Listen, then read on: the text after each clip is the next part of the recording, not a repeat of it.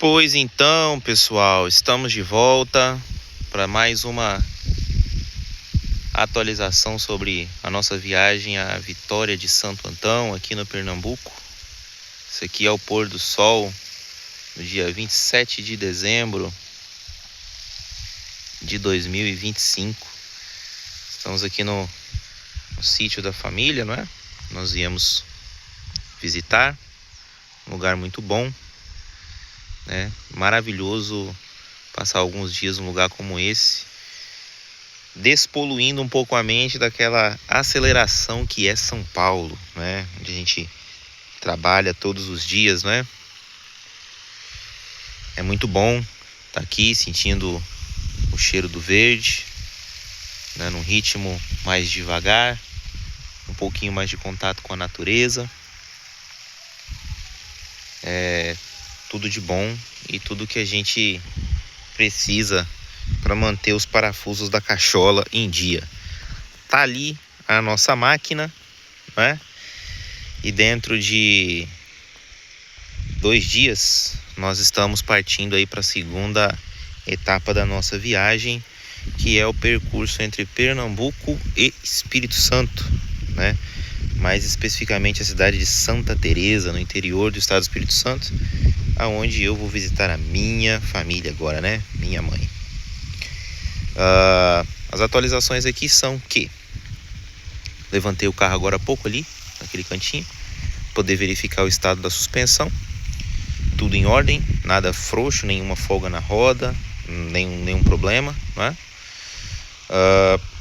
Dei um reaperto na correia da bomba de direção hidráulica, estava chiando um pouquinho, reduziu o ruído, né? Verifiquei vazamento, alguma coisa do gênero, enfim, tudo em ordem, né? Tive um pequeno probleminha com ele nessa viagem, que foi o automático do motor de arranque.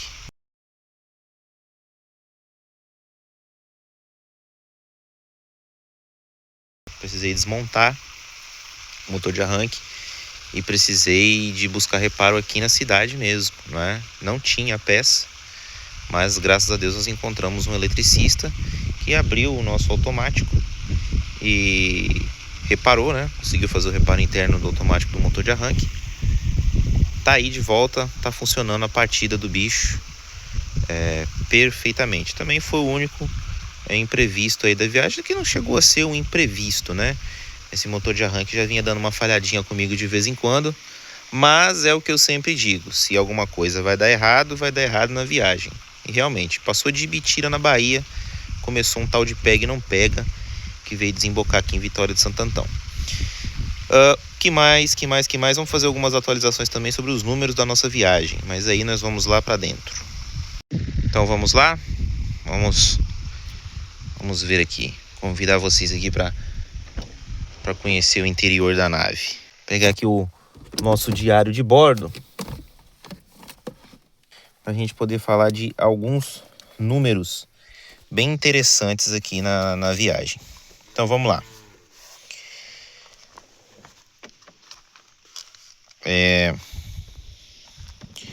A gente saiu, o odômetro estava marcando 321.643.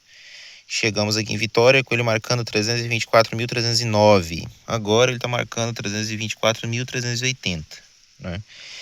Então foram 2.666 quilômetros rodados.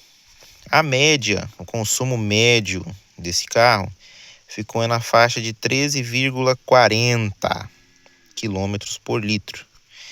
Quanto que eu gastei com combustível para chegar até aqui? R$ 1.413, tá?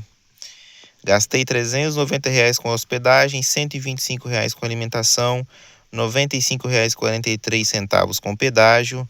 Gastei ao todo R$ 2.023 para estar aqui dentro de Vitória de Santo Antão. E gastei R$ 200 com a recuperação do solenoide do motor de arranque. Então tudo ficou em R$ 2.224 aproximadamente. Nesse cálculo do consumo de combustível, eu estou desconsiderando o primeiro tanque, tá? Porque o tanque do carro estava bem vazio, né? Então, se a gente for somar aí os R$ 274 iniciais para encher o tanque do carro mesmo, foram aproximadamente R$ 1.600 aí, que a gente gastou, né, com combustível para estar aqui ao todo. Esse primeiro valor aqui é por causa do cálculo da média, né, que a gente faz a partir do segundo abastecimento. Foram ao todo 8 abastecimentos, tá? O primeiro abastecimento foi em Barueri, no posto Rei Tupã, onde entraram 45 litros. No segundo abastecimento foi no Graal Estiva, a 186 km de Barueri, onde entraram 14 litros e a média ficou em 12,97. O terceiro abastecimento foi no posto Cidade Igarapé, em Minas Gerais, onde entraram 25 litros e meio, e eu tinha rodado 363 quilômetros. Foi o trecho de melhor média, né? Esse trecho aqui é entre Estiva e Igarapé, dentro da Fernão Dias, né? Foi o trecho que eu fiz na madrugada, tá?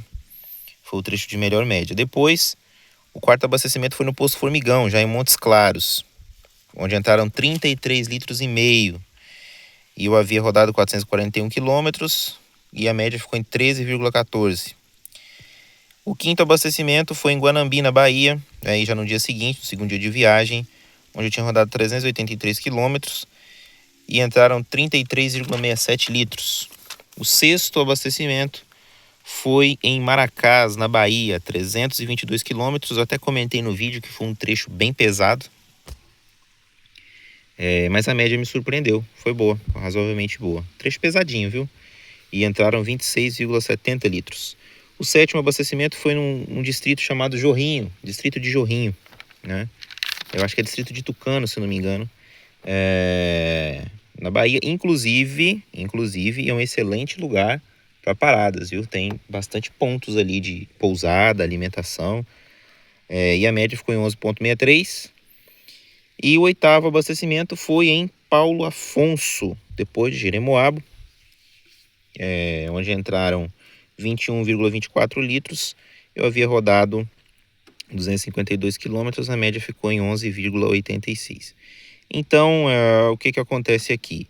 Esse abastecimento aqui, ele sofreu muita influência dos engarrafamentos que eu peguei na BR-116. Então, acredito que as atualizações por enquanto são essas, né? O que eu pude passar em termos de números. Eu não cheguei a comentar, mas eu estou utilizando uma tag da Veloy, né? Em conjunto com o Bradesco. Mas em termos de números foi isso. Não é uma viagem, eu não considero uma viagem cara, né? Tá viajando eu e minha esposa. Então eu não considero uma viagem cara não, viu? Pra estar aqui eu não considero uma viagem cara. Outras informações importantes aí sobre o comportamento do carrinho. Consumo de óleo 0, tá? Consumo de óleo 0. Então, do mesmo jeito que tá quando estava lá em São Paulo, está aqui no Pernambuco. Consumo de líquido de arrefecimento, acho que baixou cerca de uns 2 centímetros ali no reservatório, mas tem algumas pendências ainda que eu preciso de ver nesse arrefecimento, né? Em termos de vazamento, né? Tem algumas juntinhas que eu preciso trocar ainda, mas sem qualquer tipo de anomalia em relação a ferver ou ficar sem o fluido, ou eu precisar parar para completar, nenhum tipo de anomalia, né? Ponteiro sempre no meio, temperatura sempre ok, graças a Deus. Comportamento geral do carro muito bom. Como eu comentei com vocês, ao longo da viagem a gente pegou vários trechos de muita ondulação na pista, que colocaram à prova a suspensão desse carro, tá? Por que eu digo que colocaram à prova? Porque numa viagem desse porte, a gente procura sempre render a viagem. Não em dirigir em velocidades excessivas, né? Mas a gente não vai chegar num trecho de ondulação, por exemplo, e ficar escolhendo qual buraco que você vai cair ou em qual ondulação que você vai passar. Primeiro que você não pode fazer isso, porque o tempo todo existem veículos que estão vindo na contramão. Segundo, porque você precisa desenvolver, né? Você precisa manter uma velocidade média constante, né? Então a gente precisou enfrentar mesmo as ondulações aí, às vezes a 100, 110, 120, né? E isso colocou a suspensão do carro à prova, exigiu bastante os amortecedores, das buchas, E o comportamento do carro foi muito bom. O carro na mão o tempo inteiro, pregadinho no chão, o tempo todo, sem balançar demais, tá? Muito satisfeito com esse aspecto da viagem. Muito satisfeito mesmo, né? Eu vim utilizando uma calibração um pouco maior nos pneus, porque ele estava muito carregado na traseira. Então na traseira eu usei 38 e na frente está em 34, né? Então o carro fica mais duro, né? Mas mesmo assim, o comportamento dele foi muito bom. E agora é só aguardar o próximo trecho, né? Como ele vai se sair. Mas eu acredito que vai ir tudo bem. E em breve vocês vão poder acompanhar aí mais uma perna de viagem. Aí dá em torno aí de seus 2.000 quilômetros. Até lá, forte abraço a todos.